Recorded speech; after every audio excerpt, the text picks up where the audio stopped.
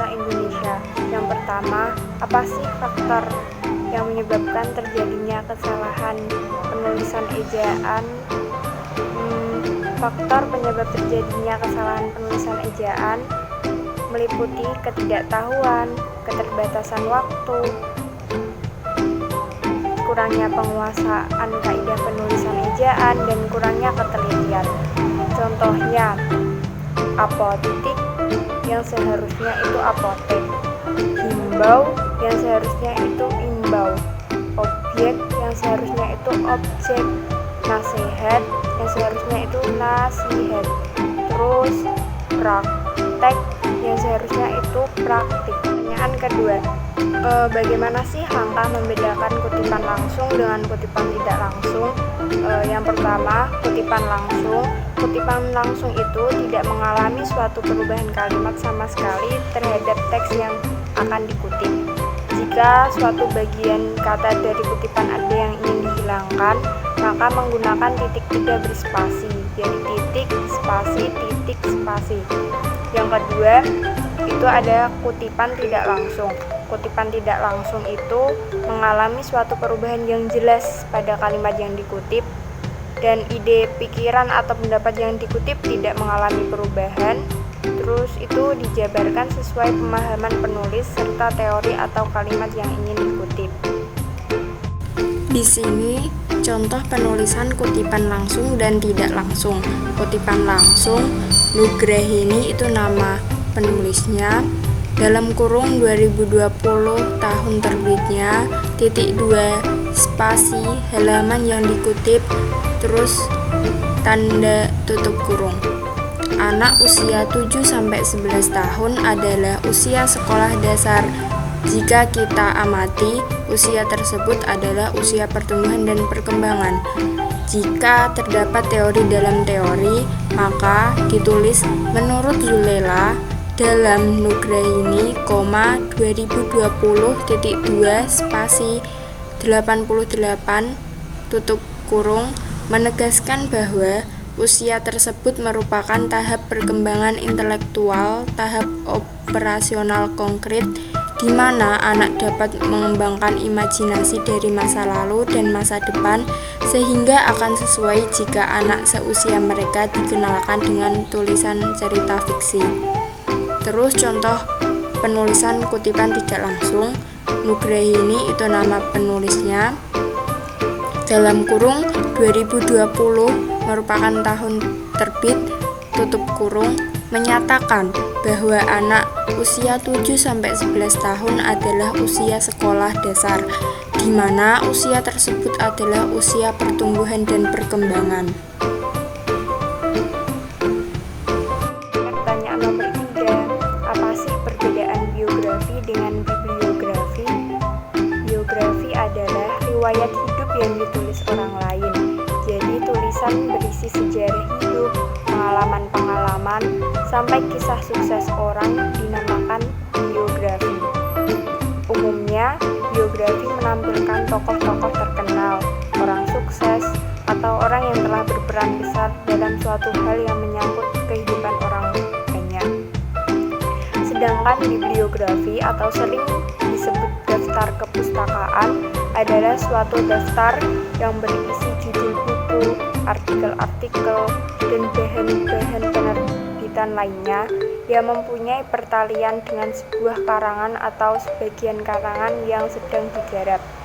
Fungsi bibliografi untuk memberikan deskripsi yang penting tentang buku, majalah, jurnal, dan koran secara keseluruhan. Bibliografi juga sebagai pelengkap dari sebuah catatan kaki. Berikut adalah contoh biografi dari Raden Ajeng Kartini.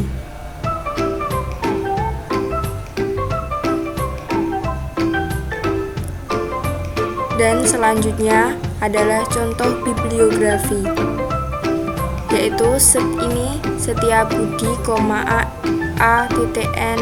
1985, Cakrawala Nusantara, Jakarta, 2 Gramedia, Depdikbud tersebut 1989, kisah penulis sebagai pahlawan, Jakarta, -2 Balai Pustaka. Ini juga termasuk contoh bibliografi. Lanjut pertanyaan nomor 4. Apa sih perbedaan penggunaan kata jam dengan penggunaan kata pukul? Kata jam tidaklah sama dengan kata pukul. Selagi kamu bertanya, jam berapa? Bentuk yang seharusnya kamu gunakan adalah pukul berapa. Memang apa sih bedanya jam dengan pukul? Bukannya mereka itu sama? Tentu saja tidak.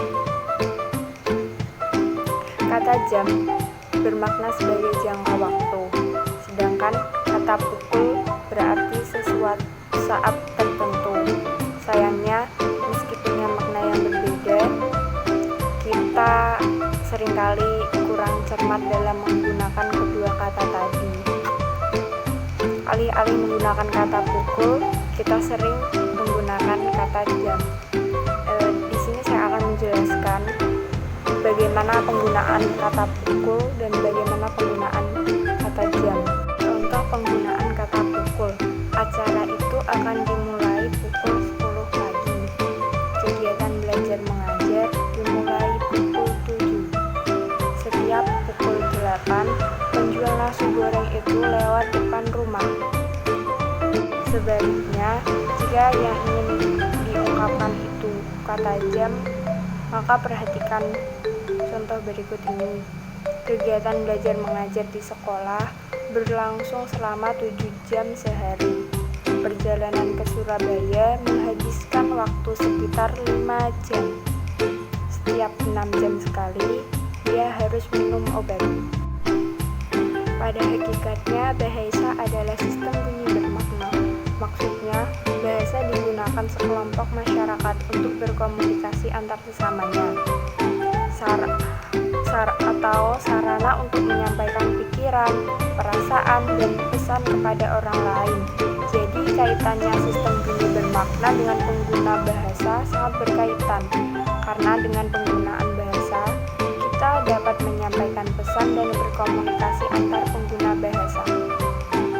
Lanjut pertanyaan nomor 6. Mengapa kita sering salah dalam penulisan tanda koma? Terdapat banyak faktor yang menyebabkan kesalahan penulisan tanda koma. Faktor pertama, faktor internal, meliputi rendahnya minat dan motivasi belajar, serta gangguan daya ingat.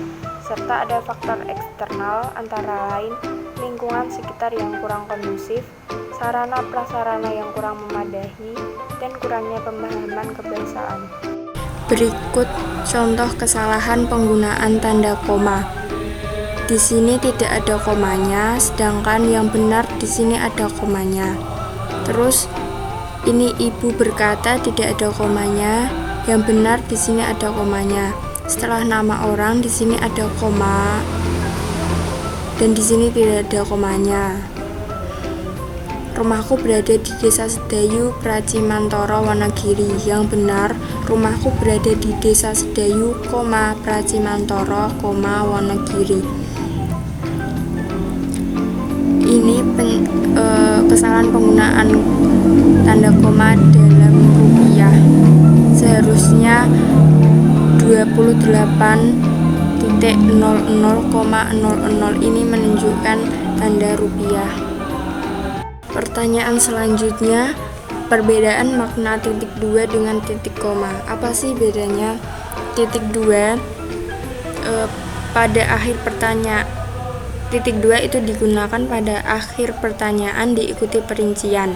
Tanda titik 2 digunakan pada akhir dari suatu pernyataan lengkap.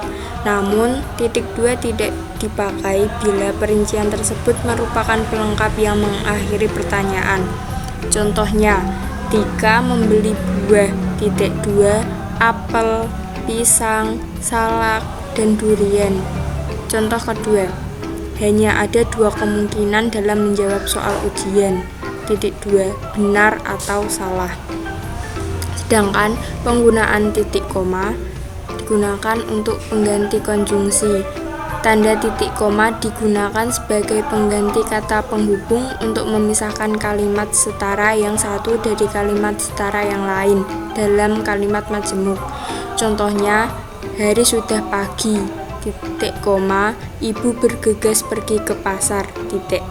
Contoh kedua, Doni membaca jurnal, titik 2, titik koma, Farah mencatat rangkuman pelajaran, titik koma, Grace memilih data statistik, titik. Titik koma juga bisa digunakan pada akhir perincian. Tanda titik koma digunakan sebagai akhir dari perincian berupa klausa. Contohnya, syarat siswa calon peserta penerimaan beasiswa antara lain: 1. Berbadan sehat, titik koma, jumlah keseluruhan nilai rata-rata di atas 8, titik koma. Pertanyaan nomor 8. Mengapa sering terjadi kesalahan penulisan huruf miring?